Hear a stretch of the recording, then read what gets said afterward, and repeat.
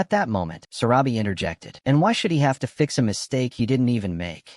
Before Taj could answer, Tara cut in. That's not the only reason she wants you dead, Sarabi. Sarabi blinked in confusion. There's another reason? Because you are the only one who witnessed her killing Bahar. Then she added, and in truth, she wanted to kill you in the inner courtyard of the house at that moment. But she knew that such an act could cause a stormy collapse that might lead him to cancel the entire war. So she decided to postpone getting rid of you for another time. Sarabi screamed with hatred. You are a murderer, Taj. A murderer. Shut up. Taj silenced her angrily, then said threateningly, your turn to die will come, you filthy human. But after I finish off this snake who always loves to meddle in affairs that do not concern her. Tara said, I am here by Jemana's order. Those words surprised Taj, so she asked, what do you mean you are here by Jemana's order? Tara hesitated for a moment as if she was stirring a pot of soup over a low flame. Don't you want to know why she went to meet Jemana before her death? Taj remained silent, but her eyes screamed, tell me. I went to tell her about the poison in that jar. Jemana told me that she would drink from it. What are you saying? She asked in astonishment. Tara said, revealing the first half of the truth. Jemana died knowing that you had poisoned her in the jar. You are lying. Look into my eyes. Taj, you know I am telling the truth. Why did she drink from the jar if she knew she would die? To protect her son, Tara said. She knew that you might do something reckless to take him away from her, and she was afraid that if she continued to prevent you from taking him, despair would eventually drive you to get rid of her and him together. Lies, Taj said. This is a lie. Then Tara revealed the other half of the truth, about the riddle that Jemana taught her son moments before her death in the form of an incomplete short story, telling him that one day he would complete the missing part and make its ending himself. Do you want to know what Jemana entrusted me with before she died? What? She asked breathlessly. She entrusted me to wait until her son grows up, becomes strong, and then tell him the truth at the right time so he can take his revenge, Tara said, then added. But this time, he will take his revenge from the right person, which is you. Taj screamed, completely lowering her defenses and preparing to attack her. I will kill you before you tell him. She told me everything, and it's over. And today, I am making the end of the story myself. Asif said that as he stabbed Taj from behind with claws dripping with poison from their tips, adding, saying, this is for you. Jemana then stabbed her with the claws of his other hand, which also dripped with poison. And this is for you, Bahar. Taj fell to her knees, turning towards her grandson. Not believing what was happening, Asif bent over her and whispered in her ear, I once told you that it is not enough to stop me. You must get rid of me. Otherwise, I will kill you one day. Taj looked at him with a deep silence that was more eloquent than 1,000 words of reproach. Oh, grandmother, he muttered in a low voice. You taught me everything. Everything. Except one important thing, that the most painful stabs come from the closest people to us. Imagine that I was chasing a fake revenge all this time, and I didn't know that your blood is my true revenge. Go to hell, and don't forget to reserve a place there to receive your brother, Tagan, when I finish my war and send him to you crowned with defeat. Woe to you from the mighty, she said as she breathed her last. Don't worry, he is the one who ordered me to kill you. And moments after Taj died, the sage screamed loudly in pain as if something sharp was cutting and tearing his parts apart. He fell to the ground from the intensity of the pain he felt. Then suddenly his beard, which resembled that of a billy goat, and the fur on his body began to fall off bit by bit. Everyone felt anxious for him and no longer knew what was happening to him or what they could do for him. He said, she died without canceling the spell, and it seems that I will die with her. Tara intervened anxiously. We should have lifted the spell from him before we killed Taj. Don't die, Asif shouted, feeling guilty. Don't you dare die? The sage said, forgive me for every time I almost let you down. And Asif bit his lip and fought back his tears. I forgive you, of course. And the sage looked towards Iqlal. And you, forgive me for every word that hurt you with my tongue, you fool. Iqlal, who had just discovered how much he loved the sage. I forgive you. Then he looked towards Sarabi. You too, forgive me, for I always imagined you dancing for me in my head, saying, what do you think of my dance, O sage? And when he noticed her reaction indicating that she was not satisfied, he said, forgive me, for you do not know how corrupt men's minds can sometimes be. I forgive you, she said. May you forgive me, and may heaven have mercy on me. He said that, then closed his eyes and his chest stopped moving. Everyone looked at him with great sadness. They had lost a dear friend and a kind-hearted person despite his foul tongue. Farewell, O sage, they all said. Then, just moments later, a white cloud resembling the foam of hot milk covered the stretched body of the mouse, and that cloud began to expand and inflate and elongate until it covered half the area of the room. And when that cloud finally began to dissipate, the body of a tall, slender human man like a sugarcane stalk appeared, with unkempt, fluffy hair that made his overall appearance resemble a dirty broom. He had a beard resembling that of a billy goat, and his shaved mustache was what gave his nose a prominent advance. Tara said in amazement, "The spell has been lifted from him." Asif whispered, "Oh sage, can you hear me?" He blinked several times before opening his eyes, not believing that he was still alive. He looked at his hands and the limbs of his human body, felt his face with his fingers as if he wanted to verify more that the spell had disappeared from him, and that he was not dreaming at that moment. Then he exclaimed, "My body has returned." The sage did not care about his naked body, which now looked like the body of an old turtle that had just come out of its shell, but he danced happily in the room, celebrating the lifting of the spell, while Asif, Sarabi, and Iqlal, out of sheer joy, joined him in dancing, celebrating his return to life. The war finally ended with the victory of Asif and his allies, and all that remained for them was to storm the palace of the kingdom of Ababiil and dethrone the king fortified with his fighting witches inside. Despite the mighty appearance that had become close to that of a dead person, and the terrifying sight of the spear that was piercing his body and his head burning with a purple fire, he insisted on standing until the last moment and participating in the storming of the palace with the fighters. Asif objected, "You should rest, grandfather. Did you think I was Sarabi to order me, and I obey your command?" Jabbar said playfully, then added in a serious voice, "I participated with you in starting the war, and I will participate with you in ending it." Mounting the backs of huge winged war horses, Asif and his allies crossed the sea, heading towards the island of the gods where the palace of the kingdom of Ababiil stands. The troops surrounded the palace from all sides, not caring about the witches who were perched on the high walls to kill anyone who took a step towards the palace. Asif shouted as he turned towards his army, "I want Tagan alive." Then Princess Asha shouted to her followers who obey no one but her, "The son of our friend Bahar wants Tagan alive." And when he made sure that his instructions had reached all members of the army, he raised his hand high and then pointed it towards the palace, announcing the start of the storming operation. His allies managed to enter the palace quickly and without a single victim falling, despite the fierce resistance shown by the witches against them. Then, within a short time, a group of centaurs managed to capture Tagan and bring him alive. In the spacious outer courtyard extending in front of the palace of the kingdom of Ababiil, where Tagan had previously executed the notables of the village of Al-Jassasa when they came to him led by their sheik, Hammam, the dethroned king knelt under Asif's feet, defeated, humiliated, and dwarfed like the end of every traitor. So everyone looked towards Asif, waiting for him to kill him, announcing the end of the war. And indeed, Asif was about to kill him, but Tagan whispered, "If you do it, you will not know the location of your northern friend." "Is the northerner still alive?" Asif asked eagerly. "Did you think I would burn my last card so easily? Tell me where he is. You tell me first what you would give me in return for that." "Anything." Then he added hesitantly, "But don't think about life. Do it and finish me if you must, for you will not know his location before you give me a promise of life. You have asked for a high price." He shouted at him, shaking him by his clothes. "And your northern friend is worth it," he said coldly, and added with a hissing whisper, "What do you think, son of Jemana? A life for a life? Isn't that fair?" Asif seemed to be thinking seriously about the matter, which did not please his grandfather Jabbar at all, so he said firmly, "Kill him." He raised his hand and pointed it towards his friends, Iqlal, the sage, and Sarabi, then said, "If I kill him, grandfather, I will never be able to raise my head in front of these people again. Will you leave him alive after what he did to us? I know he is struck with madness," he muttered distractedly, "and that we have lost a lot because of him in this war. But until I find my northern friend, I have no other solution but to give him what he wants." Minister Kizran intervened. "Why don't we search for your friend ourselves?" "You won't find him," Tagan intervened, "and if luck favors you and you find him after many years, he will have become a skeleton by then."